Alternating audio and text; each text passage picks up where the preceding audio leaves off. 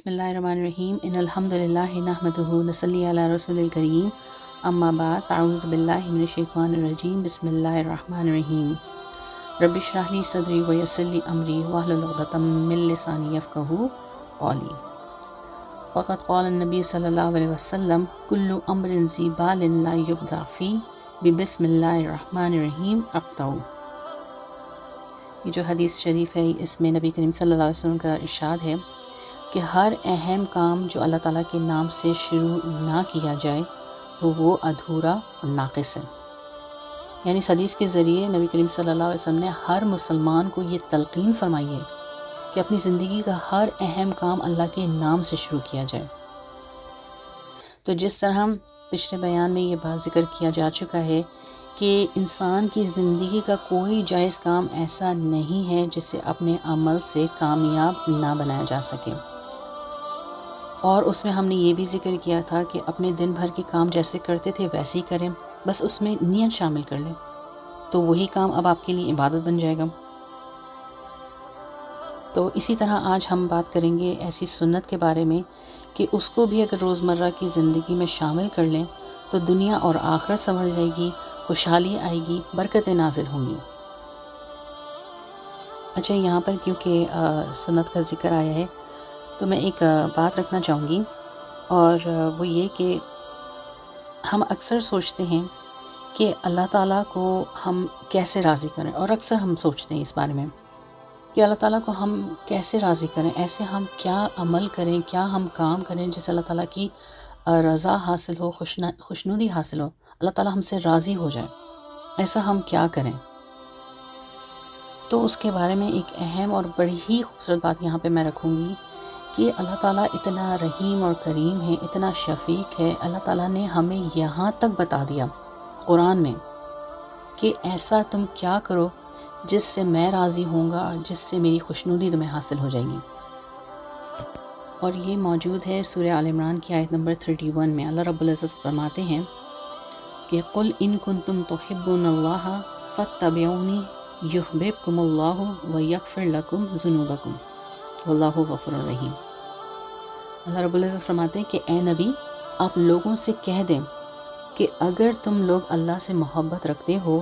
تو اتباع کرو۔ اتباع کس کی کرو؟ نبی کریم صلی اللہ علیہ وسلم کی اتباع کرو، ان کی سنتوں کو فالو کرو، ان کی سنتوں پر عمل کرو۔ اور جب تم لوگ نبی کی سنتوں کو اپنا لو گے، عمل کرو گے، اتباع کرو گے، تو آگے اللہ تعالیٰ فرماتے ہیں یحببکم اللہ، تو پھر اللہ تم سے محبت کرے گا۔ سبحان اللہ۔ اور آگے نہ صرف یہ کہ تم سے محبت کرے گا بلکہ اللہ تعالیٰ فرماتے ہیں یغفر لکم، تمہیں بخش دے گا، یغفر لکم ذنوبکم، تمہاری خاطر تمہارے گناہ تک معاف کر دے گا۔ واللہ غفور الرحیم، اللہ بہت معاف کرنے والا اور بڑا مہربان ہے۔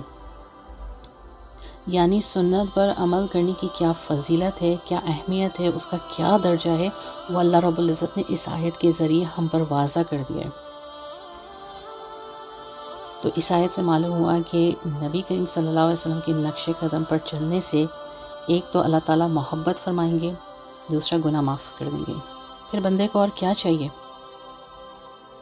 تو سنت کی اہمیت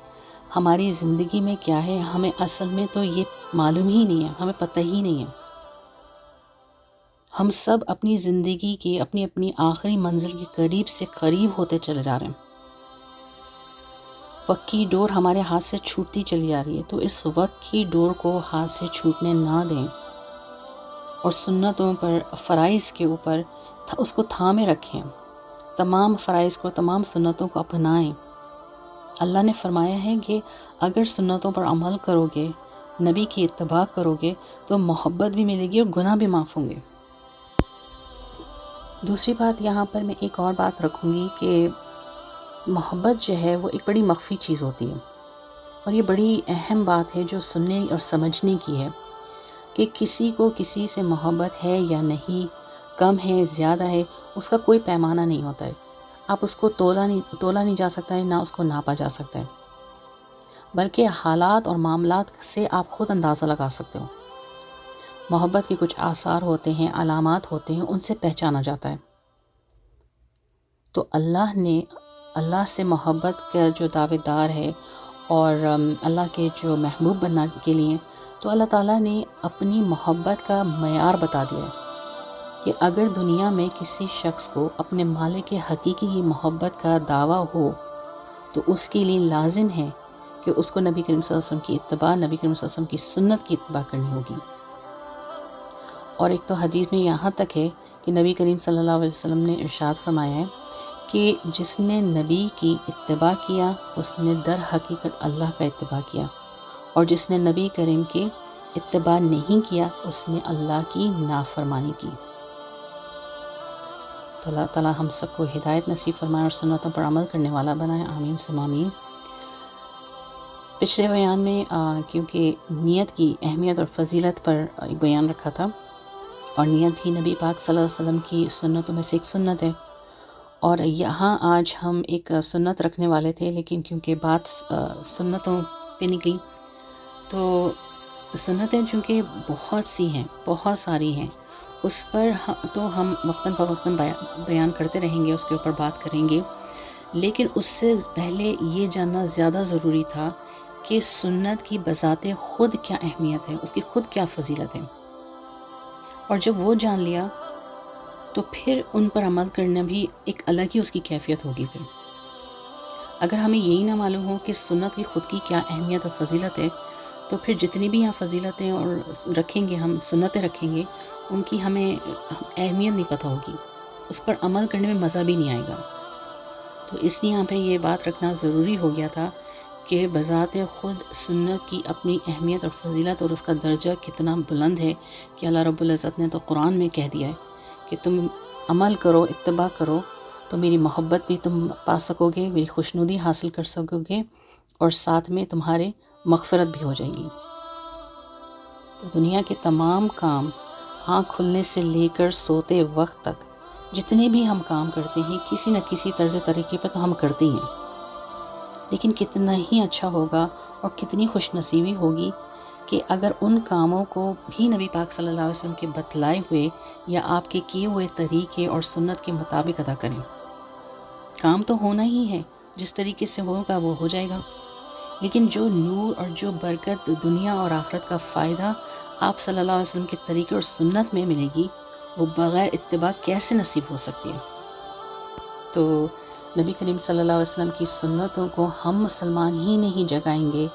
تو اور کون لوگ ہوں گے جو ان پر عمل کر کے پھیلائیں گے؟ تو خود بھی عمل کریں، بچوں کو بھی عادت ڈالیں، عادت ہوگی تو عمر بھر خود بھی عمل کریں گے، اور مرنے کے بعد بھی قبر میں سنت رسول پر عمل کرنے کا ثواب ملتا رہے گا۔ اور اگر بچوں میں عادت ڈال دی سنت پر عمل کرنے کی تو بچوں کی عادت ڈالنے سے ان کا عمل کرنے سے اور ان کو عمل کرانے سے کا جو ثواب وہ بھی الگ ملتا رہے گا ہمیں قبر میں۔ تو اللہ تعالیٰ مجھ کو اور تمام مسلمانوں کو نبی پاک صلی اللہ علیہ وسلم کی سنتوں پر چلنے کی توفیق نصیب فرمائے، ہمیں توفیق بخشے، آمین ثم آمین۔ ربنا تقبل منا انک انت السمیع العلیم وتب علینا انک التواب الرحیم۔ سبحان ربک رب العزت عما یصفون وسلام علی المرسلین والحمد للہ رب العالمین۔